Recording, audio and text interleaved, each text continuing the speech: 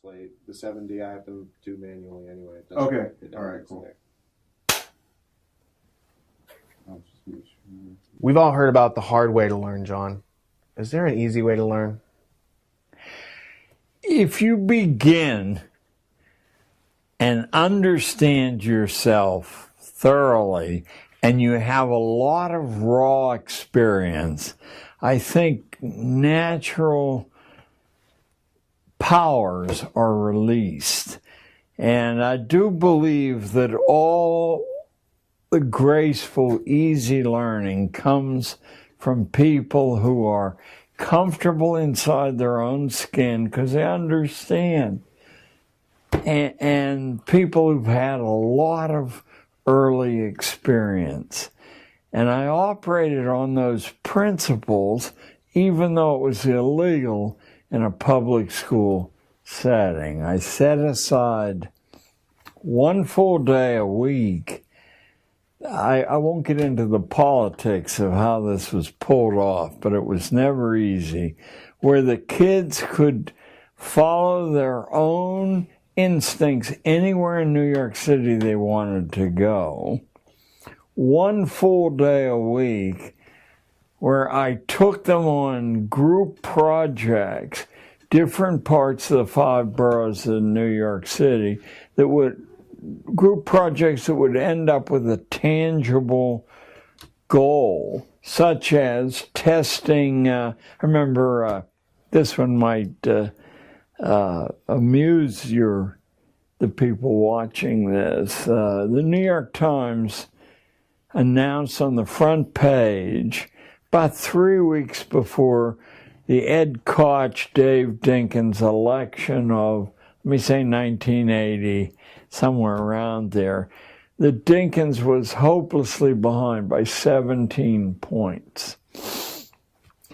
And I had a black kid in the class come up and ask me why the city was so prejudiced. And I said, why do you say that? And he said, well, look at this.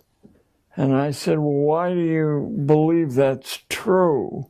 Maybe that's to get you not to go and vote. I don't know, I said, but I do know that it says here in small print that they only interviewed 300 people. There's 8 million of us.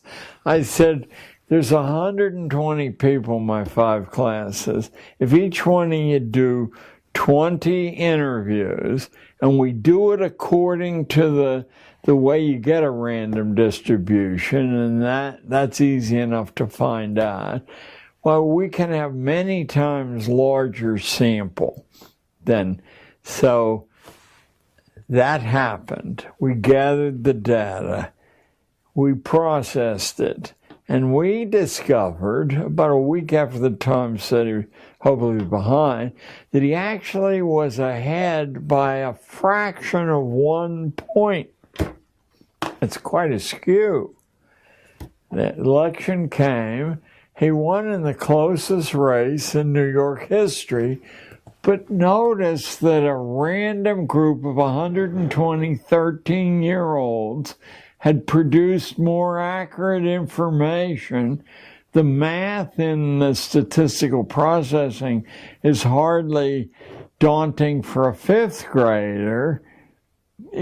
So why aren't the 70 million captive school children involved in, if nothing else, data gathering, since obviously it's a crucial part of commerce? Opinion. Well, there must be a reason they're not used that way, nor do they hear about statistical sampling until they're in college, for the most part. Why not?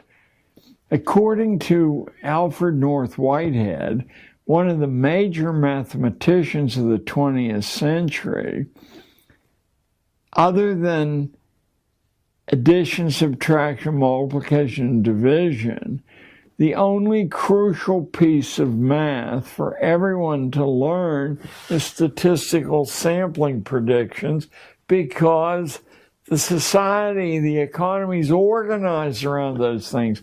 the politics is organized around those things. He said that in Aims of Education, which I think was published in the mid-1940s. Well, 60 years have gone by, and where is it? He's hardly a radical. Is it possible to train fleas before you break their will? And what can one learn from the gene sequencing hobbies of 11-year-olds? I got a foundation award at a fancy hotel in Washington, D.C., I guess about 15 years ago. It was certainly a while ago.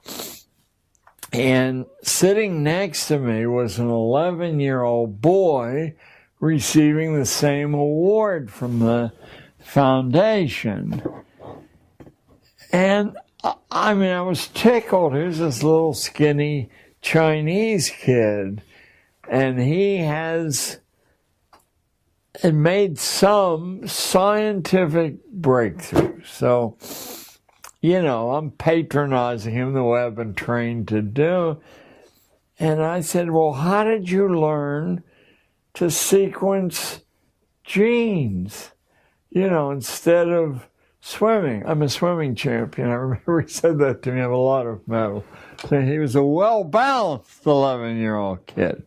And these days I understand he's a college professor in Seattle. But in any case, he said, my uncle or my grandfather explained to me that the way you train fleas, he hit a soft part in me because I used to go to Hubert's Flea Circus on 42nd Street and watch fleas draw Roman chariots and swing on trapezes.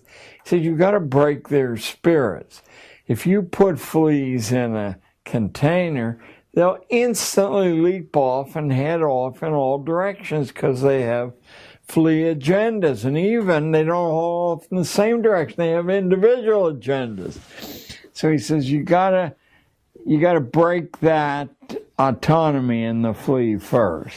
And the way you do that is you put them in a container, small, with a lid on. And the fleas keep attempting to follow their own agenda, and they strike themselves over and over again. And if you come back in an hour or so, they're all huddled in a mass together. Now when you take the lid off, they don't even try to escape. Now, he said, you can impose your will on the flea. The minute the 11-year-old kid said that to me, I knew that I had been hired as the lid on the container. Not that I hadn't sabotaged it somewhat, but nevertheless, that's what we all had been hired to do. And this principle was understood. Training fleas was a delight of emperors thousands of years ago. And whoever trained those fleas understood the principle and saw that it could be applied as it is in military training to human beings, as it is in much religious training. Not all, but much. So you've got a character like Wundt who believes that children have no soul, and he's designing an education system, and then you've got these Machiavellian techniques being layered in on top of it of how to break the will of animals, and it's being used to train our children. Yeah, what's surprising is that these insights and even these activities that don't depend on modern technology. These are understood a long time ago. And the only subject at the Roman collegia in the 5th century was, I'll put an umbrella over it, crowd control. How you divide to conquer, what buttons on the human organ you press to produce certain sounds. That's 16 centuries ago. What has happened in the intervening 16 centuries? They forgot that, or was it added to? Has it become amazingly sophisticated? Less and less people necessary to produce more and more leverage. Is there a connection between the ideals of someone like Calvin and his espousing a theocratic state and modern states like Israel, which are also built along the same theocratic terms? I think, and I'm trying to be as fair as possible to the villains in this, I think there's some impulsion in everyone to have certainty, that even as babies we're aware of how many accidents, how much menace is out there, jeopardy, certainty. So to follow a list of rules, algorithms, is emotionally very satisfying, but it doesn't work if everyone's not doing it. And the minute everyone's doing it, you don't have to do it. You now are handed freedom because the menace has been reduced of other people experimenting with humanity, enlarging its boundaries. And then economically, of course, your capital's at risk. If that's the overproduction thing. I hope we talked about that yesterday, because it finally was the tipping point in the late 19th century as corporations were enlarging and layering themselves. Men like Carnegie and Rockefeller and Astor, they were fully aware that human ingenuity was a tremendous risk to capital formation, because to talk people out of their wealth on the grounds that you can multiply it doesn't work if too many people invent ways to do something better than your investment. The capital's destroyed. So the easiest way to manage the future and the present, of course, they saw a series of financial crises all through history, but especially in the 19th century, where the boot of the master had been lifted off ordinary people, and they were recklessly inventive. I mean, America's producing more inventions than all the rest of the world put together. You can't have that, because on that new base, the next base is going to be frightening. So a term existed and exists, but it's been camouflaged in the 21st century, called overproduction. You have to use government to control overproduction, dumping too many goods or services on the market that it can't absorb. And the easiest way to do that, at first you try licensing, and other kinds of government subsidy to favored groups. But ultimately, the killer app is to remove the ability to be inventive from the ordinary mass. These days it's called overcapacity, because to penetrate what that means is much harder than to see instantly what overproduction means. Then a second menace emerged in the late 19th century, but by the late 1960s, it was clear it too would have to be controlled. That's called hyper-democracy. If too many people take democracy seriously and understand how to form alliances with one another to confront power with power, then power becomes much less effective. So when the kids stopped the Vietnamese War, waves of them, this was so intolerable.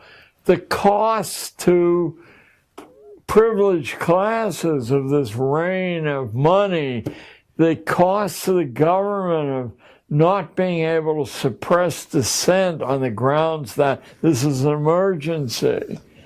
This couldn't be allowed to happen again. The Trilateral Commission gave me the break I needed to understand this more precisely. They underwrote the publication of a book called The Crisis of Democracy in 1975, published by New York University Press, in which now you have to have training in reading between the lines, because the sophisticated power brokers aren't nakedly making these statements. But if you read Crisis of Democracy carefully, you will see that the crisis is too many people took it seriously and translated the principles into action and cost the industries and the hierarchy a war that, now the next war would be harder to run. To get together. It would be more absurd. At least you could make a case in those jungles, but now you're going to have to make a case in the arid deserts of Iraq or in the mountains of Afghanistan why national security depends on suppressing these barefoot people and people whose weapons are blowing up their feet in their underwear. Hey, they're going to take the bread out of your family's mouth. I remember the attempt in Nicaragua under the Sandinistas to communicate the idea that it was just a stone's throw from our southern border, and these people might pile into their 20 and 30-year-old vehicles, and there'd be this 1,000-mile drive north and into Texas they'd come. Well, our economy, of course, cannot function without warfare. So that when these things are over, count on the fact that if we have to attack the South Pole, the penguins will are clear and present danger. In the Paris Peace Conference, 1919, pre-CFR formation, Colonel House and these characters are hanging out, and Ho Chi Minh comes in and says, we want to be free like America, we love democracy, we want to do this, and instead of helping them out, helping them to become free, they're like, well, we're going to have to take them out. That makes a good place to have a We war. need enemies. We have to have enemies. The interesting thing about the book, The Crisis of Democracy, is that spreading out like ripples from a stone thrown in a pond, the popular magazines and press, Time magazine did a cover story on too much democracy, ? Of course, they concluded, you bet, in a complicated, high-tech world, you can't allow non-experts to make decisions there. But it was everywhere.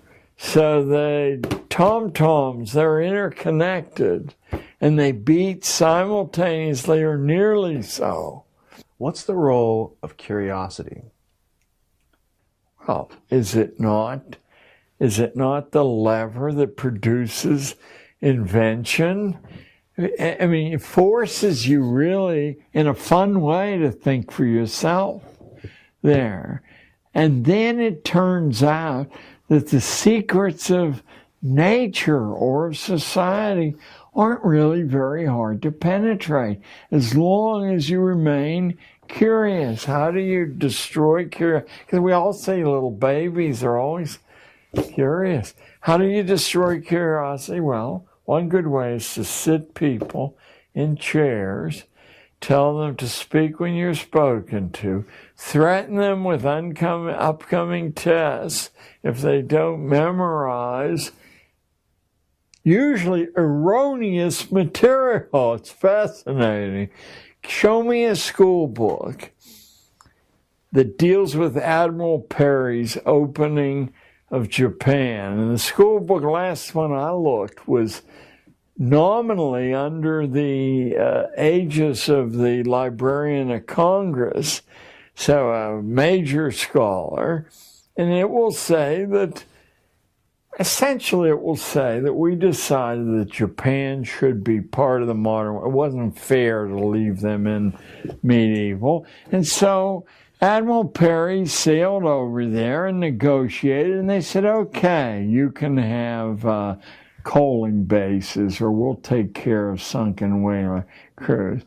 What no one says is that Perry had 11-inch naval rifles, the standard of the day. The Japanese had medieval cannon with a range of about 75 yards, and Perry's guns could reach 10 miles. And that Perry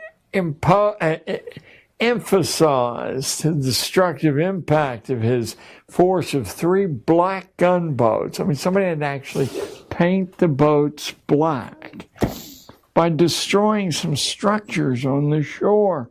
Then they rowed out fast enough and said, please, massa. When did the American dream become one of lifelong servitude and debt slavery? It's so fascinating that the American dream is enunciated in 1859 by Abraham Lincoln speaking to the Wisconsin Agricultural Associations. That's 152 years ago. And he says the American dream is to write your own script, to have an independent livelihood. That's why we don't have giant corporations like Britain and Germany have. People only work for somebody else long enough to put a stake together, and they figure out what people need, and then they do. So the American dream was, as elementary school books, it was liberty, freedom, personal sovereignty. And it was rather unique in the history of political nations around the earth, or even tribal bodies. And did it work? It almost immediately propelled us into a paramount position among the, just because there's I'm not hostile to, but I'm also a stranger to IT and the high-tech world. But I do try to keep up with the theory of what's going on. And about 3 or 4 years ago, there was a wonderful analytical book called The Cathedral and the Bazaar. Are you familiar with it? I don't remember who wrote it at all. And I read it, and I saw almost immediately what I thought nature was about, proving itself through IT. The author or authors maintain that the crowd collectively has more wisdom and insight collectively, and gave some hair-raising examples. A huge gold ore body in Canada was discovered by the company putting its limited, it knew that there had to be an ore body there, but it also knew that if it used the normal procedures and the hole proved dry, excuse the mixed metaphor there, that they would be exhausted and they would have to sell what they knew. It's Gold Corp today, GG on the exchange. So how did they discover the ore body? Instead of going to the recognized engineers and blowing all their wad on one shot, on the internet, they globally put out to anyone at all, from any background at all, they wanted a theory of how to find that ore body. And somebody who had nothing to do with mining, pick up the book, because I'm losing the richness of the details. But it's the essence of how non-experts can make some of the biggest discoveries. Oh well. there is a book. I made a note to bring up here. There's a book that used to be required reading at MIT and maybe still would be.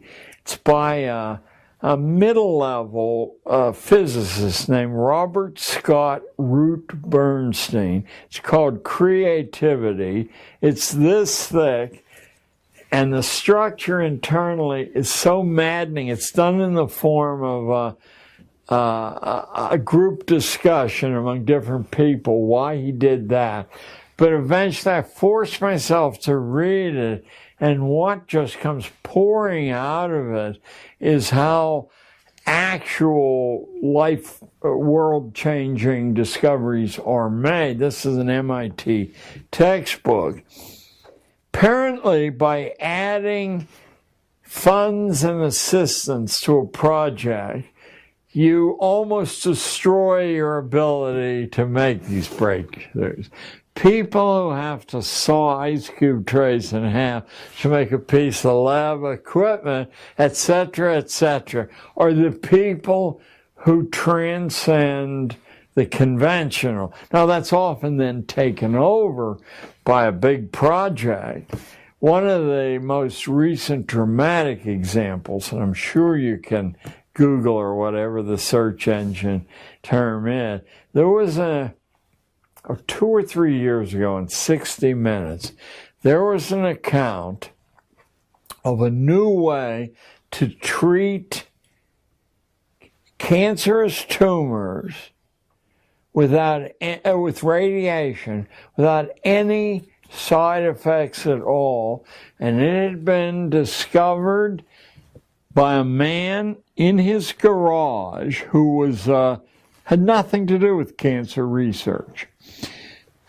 John Canzius is who you're talking about, right? Who? John Canzius? Yes, Canzius. And he worked in radio and television, and he was a kid. He was an enthusiast. And he knew that if you shot radio waves through metal, that it heated up, and he wondered if it would kill a tumor, but not leave the devastation that radiation does. And in fact, it did. Now, we don't have to take it on faith. The leading cancer researchers in the world said, this is a whole new ball game, and some key research hospitals then took the process over. And Canzius's motivation was, he was in the terminal stages of cancer himself, and he knew that the established treatments wouldn't help him. And in fact, he was too far gone and he died. I think the thing is at Pittsburgh now, but it's at some major universities. But I heard the reigning expert in the world say this makes all the past, irrelevant. But that's a commonality. I copied some notes out of the Root Bernstein book. He said that intensive and narrow scientific training will guarantee that you never make a scientific breakthrough. You can get the best Johns Hopkins, it doesn't matter. It's the narrowness of training. The people who make these breakthroughs have as wide a range of mental and physical tools as possible. They almost invariably play musical instruments, are good at languages, etc. Most successful people in physics make it by going off by themselves and learning whatever they want to, not following the history of the physical sciences. What they learn from mentors is how to deal with ambiguity. But the established bodies of scientific knowledge get in the way of thinking afresh. As soon as you hear these things, they're so commonsensical, you say, of course, why didn't I think of that? Just a couple more here. Virtually every scientific pioneer, men like Edison, Franklin, Einstein, Planck, Maxwell, many others, had early opportunities to do absolutely independent research. All of them were in their early 20s, which has given rise to an understanding in the higher levels of the sciences that if you haven't made a major breakthrough by your middle 20s, you're not going to.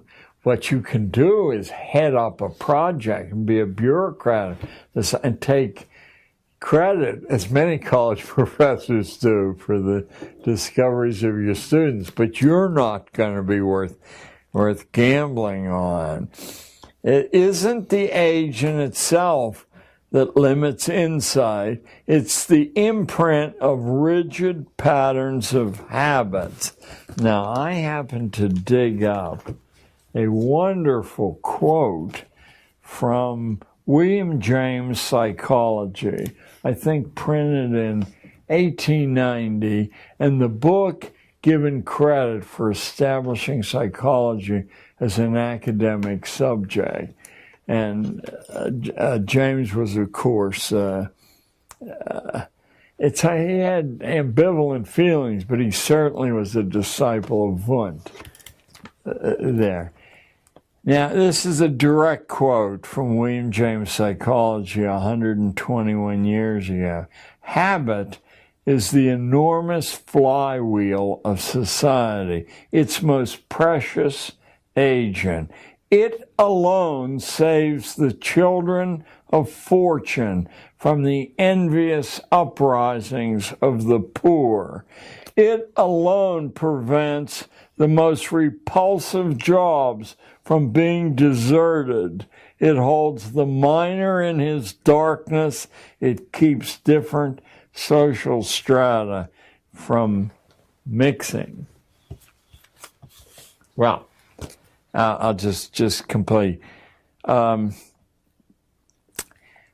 of the insights of discovering that really electrified me as I was reading it is how frequently the great discovery in the scientific arena is not made by the specialists in that area, by somebody from another area completely divorced who transfers into chemistry or physics, has fresh eyes, cuts through the habits that lock the mind in place, and makes the discovery. Says freedom and flexibility is much more valuable than planning.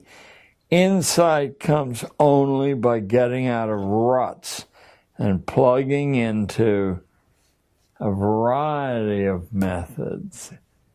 So these great truths, it isn't that we're discovering them now. We're taking them out of their burial places and saying, hey, look, wake up. You know, the world is much bigger and much different than you believe it is because you've been conditioned to believe it's that way. I have something here. I have the 6 purposes of schooling as laid down in 1917 by the man who Harvard named their honor lecture in education for. So far from being a fringe individual, this guy is the reason the Harvard honor lecture in education is named as it is. The Ingalls lecture. Looks like Inglis, but it's pronounced Ingalls. And I would like to read you the 6 purposes of schooling.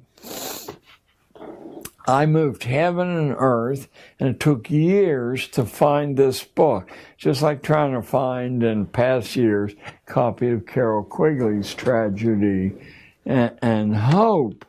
I learned about Ingalls from the 20-year president of Harvard, James Bryan Conant, who was a poison gas specialist in World War I, was a very inner circle of the atomic bomb project, World War II, was the High Commissioner of occupied Germany after the war.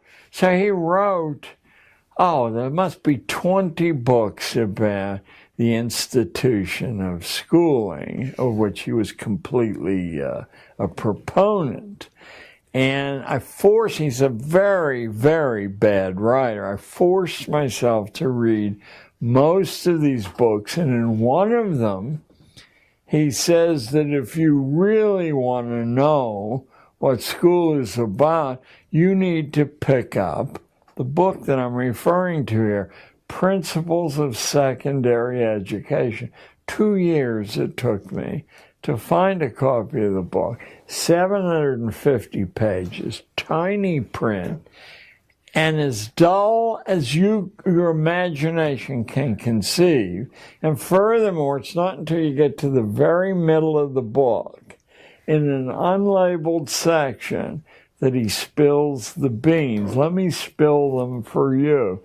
These are the 6 purposes or functions, as he calls them. The first he calls the adjustive function. Schools are to establish fixed habits of reaction to authority. That's their main purpose, habits of reaction to authority. That's why school authorities don't tear their hair out when somebody exposes that the atomic bomb wasn't dropped on Korea, as a history book in 1990s printed by Scott Forsman distributed, and why each of these books has hundreds of substantive errors. Learning isn't the reason the texts are distributed. So first is the adjustive function, fixed habits. Now, here comes the wonderful insight that being able to analyze a detail will give you. How can you establish whether someone has successfully developed this automatic reaction? Because people have a proclivity, when they're given sensible orders, to follow it. That's not what they want to reach. The only way you can measure this is to give stupid orders, and people automatically follow those. Now you've achieved function 1. Have you ever wondered why some of the foolish things schools do are allowed to continue? Number 2, he calls it the integrating function, but it's easier to understand if you call it the conformity function. It's to make children as alike as possible, the gifted children and the stupid as alike as possible, because market research uses statistical sampling, and it only works if people react generally the same way. The third function he calls the directive function. School is to diagnose your proper social role and then to log the evidence that here's where you are in the Great Pyramid, so that future people won't allow you to escape that compartment. The fourth function is the differentiating function. Because once you've diagnosed kids in this layer, you do not want them to learn anything that the higher layers are learning. So you teach just as far as the requirements of that layer. Number 5 and 6 are the creepiest of all. Number 5 is the selective function.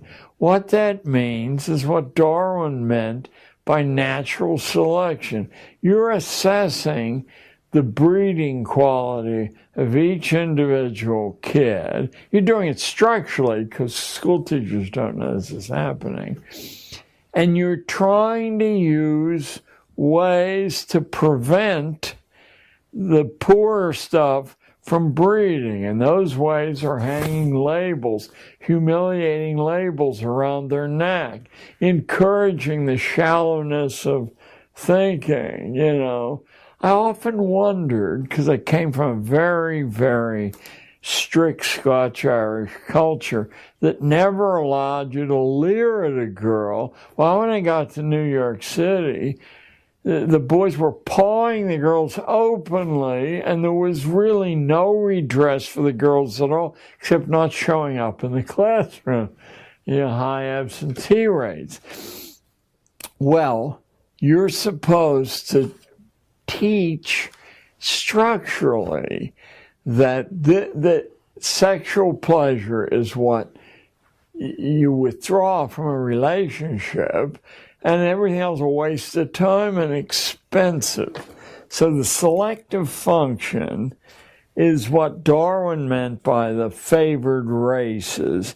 The idea is to consciously improve the breeding stock. Schools are meant to tag the unfit with their inferiority by poor grades, remedial placement, humiliation, so that their peers will accept them as inferior.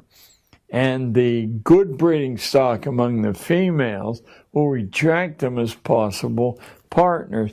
And the sixth is the creepiest of all, and I think it's partly what Tragedy and Hope is about. It's a fancy Roman name, the propaidutic function, because as early as Roman big-time thinkers, it was understood that to continue a social form required some people being trained that they were the custodians of this.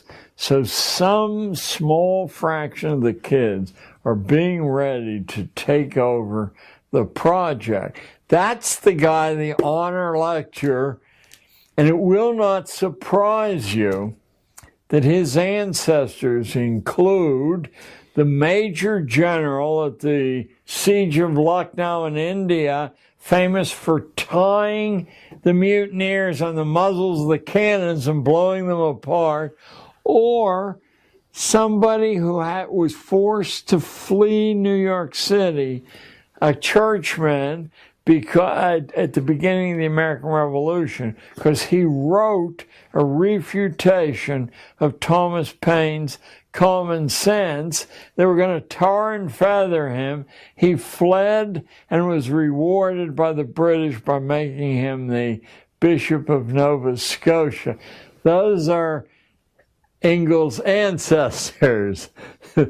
So Al Ingalls is certainly, when I learned of this and wrote to Harvard asking for access to the Ingalls lecture, strike me dead, Lord, if I'm exaggerating at all, I was told, well, there is no Ingalls lecture, hasn't been for years, and we have no records. It was the same thing that happened when I discovered that Elwood P. Cubberley, the most influential schoolman of the 20th century and the bionomics genius, had been the elementary school editor of Houghton Mifflin. And I wrote Houghton Mifflin, is there any records? And they said, we have no record of anyone named Elwood P. Cubberley. Now Harvard's telling me there's no Ingalls lecture. A week passed, and I got a call from Harvard, from some obscure office at Harvard, saying, what is your interest in the Ingalls lecture? I knew that I was on thin ice. And I said, well,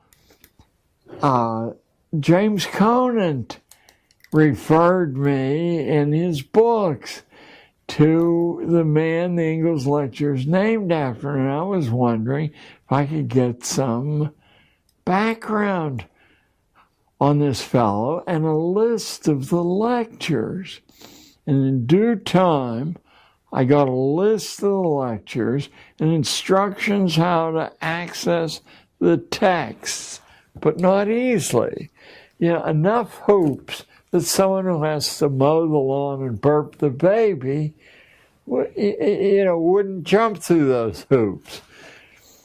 I was able to prove Harper's wouldn't publish when they did the cover essay I wrote, which Lou Lapham named Against School, probably after Jeremiah's Against. But I had called the artificial extension of childhood, because I think that's the key mechanism at work here. So they wouldn't print the information about Coverley because Howard Mifflin denied it. It was only months afterward that I looked through my extensive library of incredibly dull books about schooling and opened, and the facing page said Elwood Coverley, editor-in-chief, elementary school, publishing arm of Houghton Mifflin. By the way, the secondary editor-in-chief was Alexander Ingalls. So you see how this cousinage, the incest, works. If Martin Luther's idea was to cut out the middleman and teachers read books, why can't students just read books instead of going to the middleman for their information? Well, the more highly placed the schooling is, the more likely it is that they do that. They go to primary documents. They understand how suspicious all secondary documents are. Not that they aren't useful, but they give the writer or the editorial staff the ability to shift the information. That's why in the reprints of Quigley's Tragedy and Hope, we really need some of you out there to sit with the original and sit with the reprint and make sure that key things aren't eluded on perfectly reasonable grounds that, we want to shrink this down from 1,300 pages to 1,000 or whatever. Oh, it was an oversight. We have 9 minutes left. I have 2 questions, and then we can do an informal book signing and get you out of here. What time? Yeah, well, you should want to know what happens to an ordinary class of 13-year-olds when they get a smattering of that. I mean, as much as they can absorb in a short time. Well, many of you will have seen Strawberry Fields, the monument to the Beatles in Central Park. I don't want to pat myself on the back because I didn't much care for the Beatles and I hate using parkland for it. But I was approached by 3 girls, 2 of them here, bitterly complaining that the Community Planning Board had denied Yoko Ono's petition to build Strawberry Fields. And they were furious that this had been done. And I said, well, you don't have to accept their decision. They're the lowest part of the pecking order. First, according to protocol, you have to take your case to them. So we'll book you an appointment, and you lay down the reasons you want to take 3 acres of Central Park and give it to this group who could only play 3 musical chords. But I told them, whatever you want to do, including building a pistol, I'll show you how you can learn how to do that. I won't censor. So it had been voted down 45-8 by the Community Planning Board, and the Community Planning Board unanimously rejected their appeal. I said, now you want to look who has to sign off on their decision. This is not a group of local big shots. This is the Landmarks Preservation Commission. You don't get on that unless your ancestors come over on the Mayflower or you have $10 billion. I said, this is the elite of the elite. And now what you want to do is research. The names are publicly accessible. 23 of them, and I'll bet 4 or 5 of them would already be in favor of this thing. All you need is 12 of them to reject this for it to happen. So you find out who these people are and get as much biographical information. You know, IT has made this on these people, and you will find the buttons to play them like a noble organ. You know, you can find out what causes they became noteworthy for, etc., etc. And now what you're going to do, because there's 12,000 kids in this school district, is I'm going to free you from school for a month, and you're going to split up. You go from school to school, find troublemakers, and get petitions. Because what we need, because your letterhead will say committee of 5,000. We need 5,000 signatures on a petition, and you're going to write an individual letter writing campaign to each of the 23 members of the Community Planning Board, asking them to please immortalize this group of this group. Well, I get a phone call in the front office from someone out of class. I was 6 weeks later, and the voice on the phone says, "Hello, this is Yoko Ono." You know, and I thought it was one of my cockamamie friends. I said, "You know, this is George Washington, Yoko. What's on your mind?" Fortunately, she didn't take umbrage. Maybe didn't even hear me say it. She said, "The decision has been reversed. I want to hold a party at the Dakota for these girls. Could they be released from school?" Well, I don't know, Yoko. I mean, I'm going to miss a lot. So, that's one. Look at this one. Here's a 12-year-old C student from, he lived in Hora. He was a C student, but he was a polite young fellow. He was going nowhere there, and he had the effrontery to go to a pizza parlor in all-white Upper West Side in 1980, and the owner of the parlor, a 6'6" crazy Greek who happened to be a friend of mine, took his pizza, took his soda, threw them away. The charge was he had taken 2 straws. You only let 1 straw, right? So he comes over ranting about racial prejudice. I said it was the wrong thing to do, and I'm going to show you how to deal with it. But I don't think it was racial prejudice. His clientele at lunch comes from the collegiate school. They wear blue blazers, gold buttons. John F. Kennedy's kid went there. They leave big tips for his staff. And he knows that public school kids, black or white, go in there for lunch, he's going to lose that blue ribbon trade. Nevertheless, you're going to give him a chance to back down. This is an absolutely massive, insane Greek who believes violence is the solution to all problems. Once Jerry Mulligan, the famous jazz saxophonist, bounced a $10 check. He had it blown up to billboard size and mounted outside the restaurant. Okay, so I said, you go to the phone and I'll listen, and you say, I'm the guy whose pizza you took, but I'm willing to let bygones be bygones, if I could. Nick hangs up on him. I said, I'm going to give you what in law is called an affidavit, that you attempted to solve this problem peaceably. Now, I said, you want to go over there in person tomorrow, and I'll provide a long-distance witness, and you want to say, look, it's just a slice of pizza. Give me my slice of pizza back. But Nick had the bit between out the kid goes.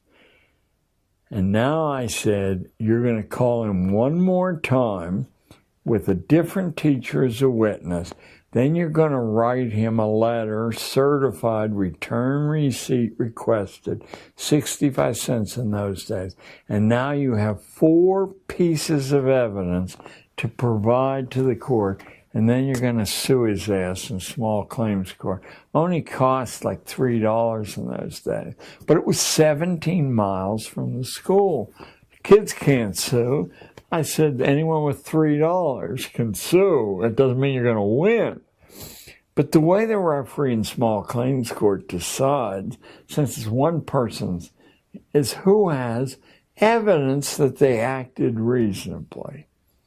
And you will have 4 pieces of evidence, and this guy will be steam coming out of his ears.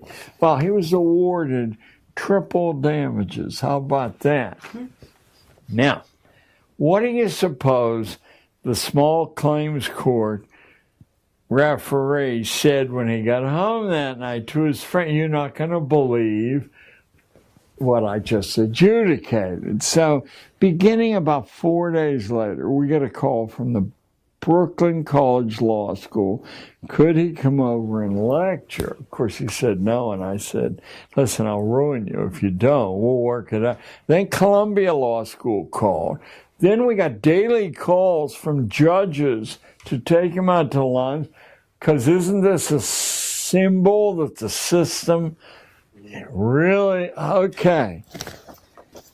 He's the only kid in 30 years of teaching that took my advice not to waste your time in high school.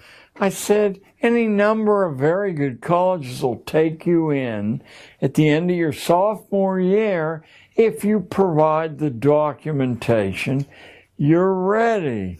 He went to Duke, full tuition scholarship, then Duke University Law School, and by the way, these 2 events, Strawberry Fields and Pizza Palace Soon, are from the same term in a junior high school. Just a few more of these things.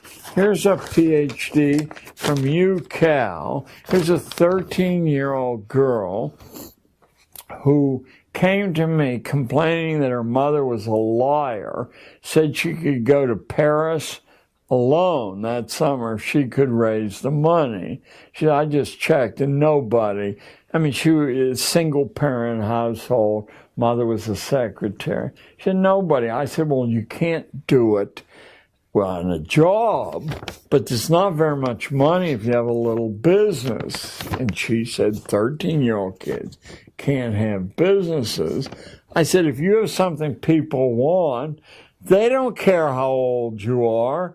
I mean, Sean Fanning almost ruined the music business with Napster. He was 17. So she takes a week out of school, figures out a really interesting exotic business that you can read my book and find out what it was, and raises enough money in a short time by cutting school for 6 consecutive weeks that she could afford to pay her mother's way to Paris. She came and said, I've got much more money than I need. I said, why don't you take your mother to Paris? She might appreciate it.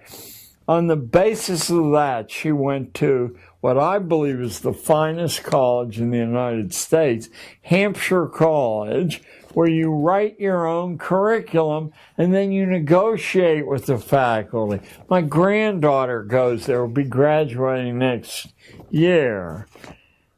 Hello, Christina. That's all I'll say. So, What phrase in Icelandic means writing of God? Yes. Well, it's her real name was, it's carried popularly as Gudrun, but she wasn't satisfied, so she went to court and changed it to Christina. So, hey, what are you going to do? If you could say something that would echo through time and each and every person from now until the end of humanity would hear it. Yeah.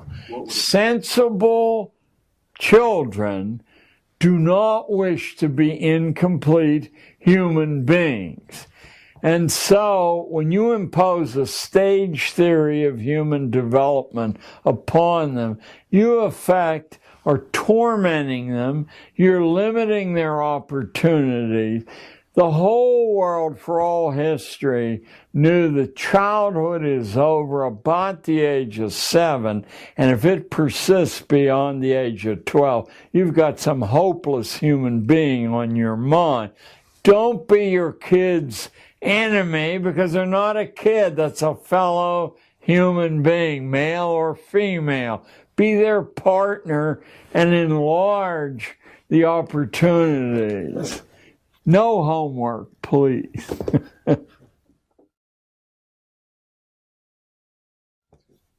What does a college education really get you in the 21st century? I think it's consistently given less and less. It essentially was the last hoop to jump through, but it never delivered much to most of the people who jumped through that hoop. It is possible, if you understand that an education is something you have to take, to use the resources that are assembled there and actually stitch together an education for yourself and get some value. But most people, of course, follow a prescribed plan which has been put together by a committee somewhere, and in fact doesn't do much for most people. I went to Cornell, Columbia, and Reed College, and I can guarantee from Cornell and Columbia, I remember nothing except the babes, the alcohol, hangovers, etc. From Reed, I got a little bit out of a Plato seminar that I do remember, basically arguing with the professor who encouraged that.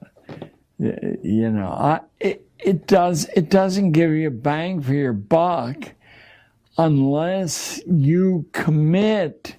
Which who does? Isn't it supposed to produce a certificate that certifies you as eligible?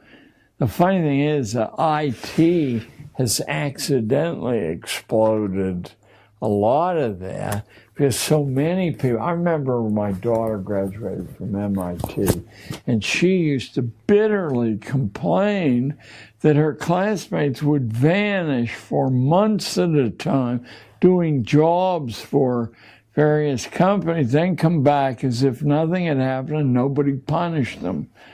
You know, sorry to say that we were so slow picking up on, you judge people by performance, not by credentials, and real people you'd be insane to hire on the basis of credentials, because the skew between memory and application is so large that eventually you're top-heavy with people who don't know how to do anything much.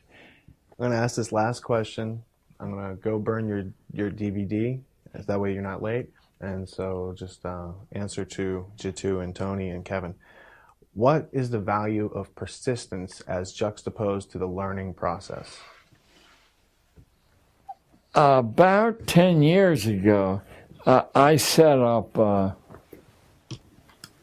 helped to set up a foundation that at Edison High School in New Jersey awards $10,000 a year to the most persistent student in the class.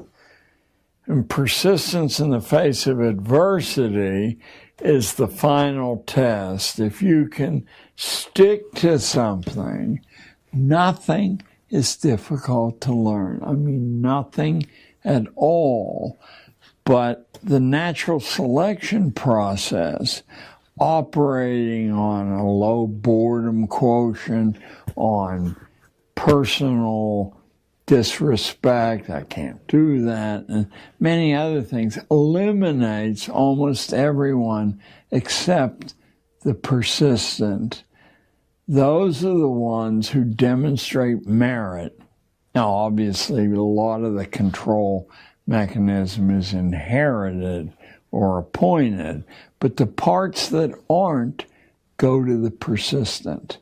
And that includes the arts and the sciences as well as politics. I mean, who could imagine, for example, that an obviously inferior human being, I'm not speaking politically here, like George W. Bush, could pass through all the screens on the way up and then be elected not once but twice by the American population.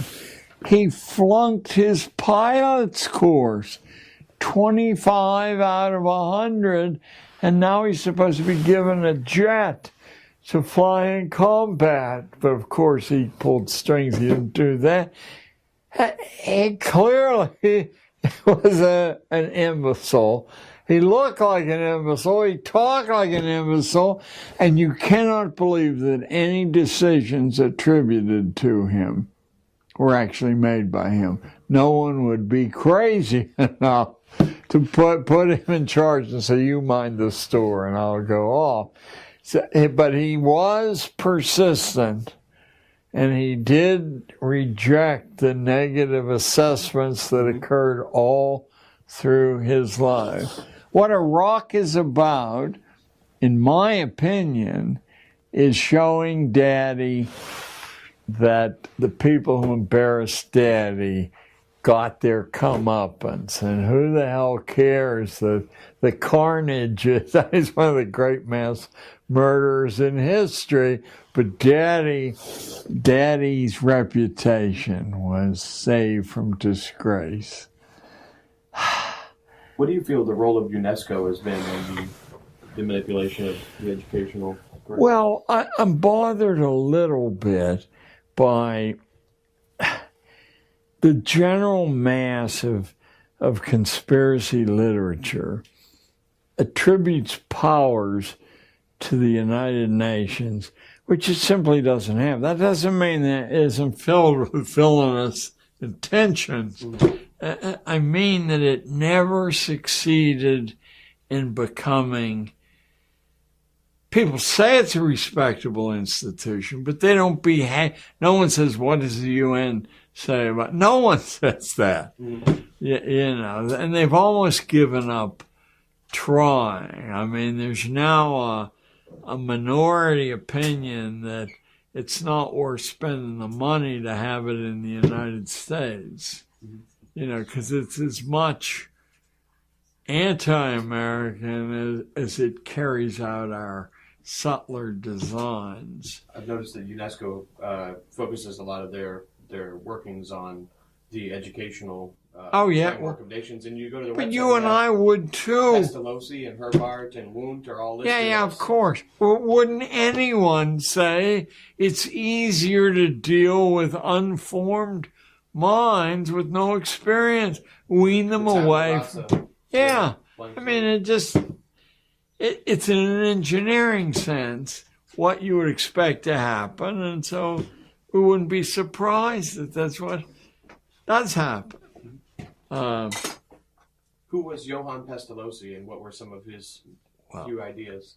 The most intriguing thing about the followers of Pestalozzi are that they never count the fact that every single one of his projects quickly failed. Every single one of them. What he had that was intriguing to the Prussian hierarchy and really the global hierarchy was that his method of kindness, and it may have been sincere, his method of kindness was a new weapon in the arsenal of, instead of whipping the poor, threatening them, menacing them, tormenting them, you killed them with kindness. The written principles of the Fabians are pestalozzian, you know, by extending this blanket of kindness to people. It's still effective in that, you know, a big fraction of the American population expects charity and sees it as a blessing. Now, it's not hard to see why on this day or that day it could be a blessing, but overall, that you get weaker and weaker, like your arm gets weaker if it doesn't lift stuff above your head. I mean, it's such a fundamental principle of human physics, including mental physics, that to pull the wool over so many people's eyes. I've got your disc. It's got all the transcripts from your Gnostic media interviews, Young's definition of liberal, and some Gordon Wasson information for you. You also talked about the cruise to open up excellent. Asia. And this is excellent. This is Taft. Taft's it's Roosevelt's daughter. Roosevelt's president. Taft goes with her, and they open up. They go back to Japan after. Who is the admiral that you mentioned that went over there? Not Dewey. But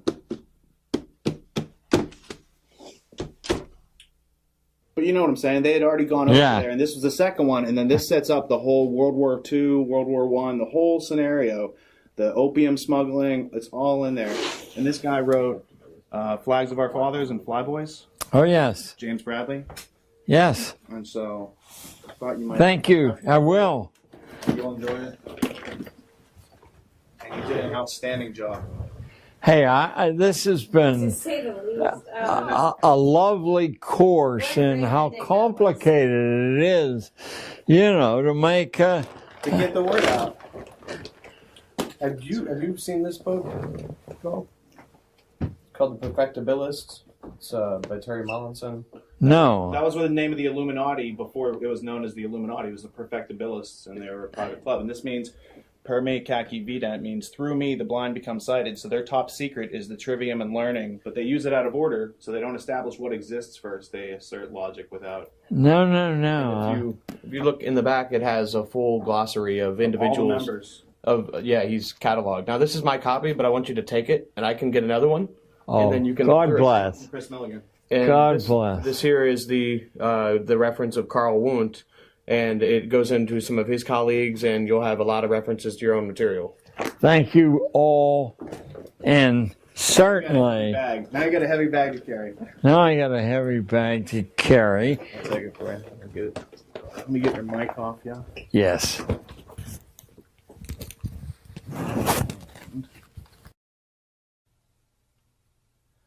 You've now experienced the first step of the ultimate history lesson. We've done the hard work of organizing the facts, and now it's up to you to think, learn, communicate, and take action among yourselves. But we don't expect you to do this alone, and in fact, since this message applies to all of us, it's truly a circumstance which unites us and makes us indivisible, so that we might deliver freedom and justice, not just to ourselves, but to people around the world. If there is a point to all of this, it might be in realizing that the system isn't broken. It was built this way, on purpose. It serves those who created it, not those who are managed by it. As a result, our potential as human beings has been undermined. Our birthright has been stolen, and our adolescent period of life has been extended indefinitely. We have been numbed to these facts, which have been obscured further by the 15,000 hours of public schooling, which is mandatory in order to earn the right to live and work in our civilized culture. We have been under the impression that public schooling was about educating us as a measure to prepare us for life, but those assumptions were formed based upon information supplied to us by our natural predators, who may dress and speak like us, but in their minds, intentions, and actions, they hold us in contempt. They manage us like livestock, and they poison us both figuratively and literally, as if we were pests. Each of us has a choice to make, and the question is, what is most important to us? Is it the products which money buys, or is it having a safe, happy, and healthy family? Unfortunately, it doesn't seem that we can have both in this culture. We must choose to either put our full support behind that which is most important to us, or face losing everything. I made that choice 8 years ago, and through the help of some friends, I transformed the materials around me into the resources which have delivered this message to you. In the minutes before Patrick Henry spoke into existence the phrase, "Give me liberty," or "Give me death," in his speech to the Second Virginia Convention on March 23, 1775, he first addressed the convention's president, Peyton Randolph of Williamsburg. Quote, "For my own part, I consider it as nothing less than a question of freedom or slavery, and in proportion to the magnitude of the subject ought to be the freedom of debate. It is only in this way that we can hope to arrive at truth and to fulfill the great responsibility which we hold to God and country. Should I keep back my opinions at such a time, through fear of giving offense, I should consider myself guilty of treason towards my country, and an act of disloyalty toward the majesty of heaven, which I revere above all earthly kings. Mr. President, it is natural to man to indulge in the illusions of hope. We are apt to shut our eyes against painful truth and listen to the song of that siren until she transforms us into beasts. Is this the part of wise men, engaged in a great and arduous struggle for liberty? Are we disposed to being of the number of those having eyes, see not, and having ears, hear not, the things which so nearly concern their temporal salvation? For my part, whatever anguish of spirit it may cost, I am willing to know the whole truth, to know the worst, and to provide for it." End quote. So, if you realize that your family and or community was in danger, how would you make them aware of it as a measure to protect them from the peril? Well, once you meet and surmount the mental obstacles by employing your use of reason, it would then be logical to organize the facts, connect and communicate with your loved ones and community, to learn together how to dispel confusion, how to take informed constructive actions, and when you meet resistance, how to learn your way forward. It doesn't benefit anyone to continue to sanitize the world for our youth, as it prevents them from developing a strong immune system, and thereby undermines their chances of survival in this world. To that end, as I mentioned in the introduction, we've also created the ultimatehistorylesson.com, which specifically hosts the YouTube version of this interview in video form, as well as the MP3 versions for your downloading pleasure, as well as the transcript, references, notes, links, primary source materials, and every other piece of media associated with this interview set, all with the goal of helping you to understand. And while this all might sound like a good idea, most people need a little help outgrowing the habits which enable us to be so easily manipulated. In order to help each and every individual tap into their internal natural resources, we created tragedyandhope.com, which acts as a next step for those who seek to learn more after screening our productions. Now that you've heard John talk about the book, Tragedy and Hope, A History of the World in Our Time by Dr. Carol Quigley, you'll indeed appreciate the fact that we've created an international network of independent media producers, all of whom consistently provide educational films, podcasts, and video reports, commercial-free and free to the public. With over 1,400 people from all over the world posting videos, posting blogs, forming study and research groups, and learning the arts of intellectual self-defense and strategic problem solving, we have built a truly unique experience which has thus far been denied to the general public. and it is in every way designed to help you realize your birthright.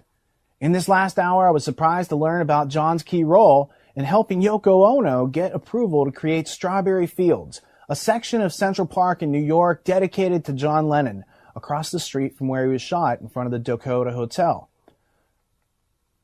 We've done a lot since creating Tragedy and Hope in 2009, so let me share a bit of synchronicity about how all this began. These are the last few pages of the premiere issue of our interactive magazine before it evolved into an interactive community of critical thinkers.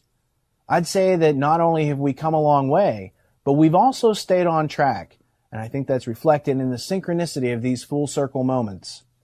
We're serious about studying the big problems, identifying the root causes, and enacting constructive solutions. And we sure could use your help. And in return, we'll help you catch up on what you've been missing. We must ask the questions. Can we have peace without understanding the root causes of war? Can we have liberty without the responsibility and reason incorporated into our actions to bring it about? Why aren't we preparing our children for their lives? Why doesn't public schooling prepare us for the fact that we are entering a world where there are predators and systems of predation to be avoided? And in learning the answers, we've found that it's due to the fact that the predators designed the public schooling system. It's time to reclaim our birthright, and this interview is aimed at delivering it to you. What you do with it is your choice. Figure out how to teach yourself anything by asking substantial questions and identifying valid answers. Help us create a network of affiliates and continue to spread this message of self-liberation. By understanding the problems, the solutions become known. The truth is the future, and we want to see what the world looks like when you develop the habits which reveal your inner potential. Last but not least, learn how to use the active literacies to liberate yourself and share what you've learned with others. Because the world is made up of words, and if you know the right words, you can make of the world what you will. Go and do likewise. Be persistent. Refuse to give your consent to irrationality, and realize that in your heart and mind, that we are only victims until we mature and take responsibility for our thoughts and actions. And to that end, keep learning, keep moving forward. Thank you for tuning in and not dropping out.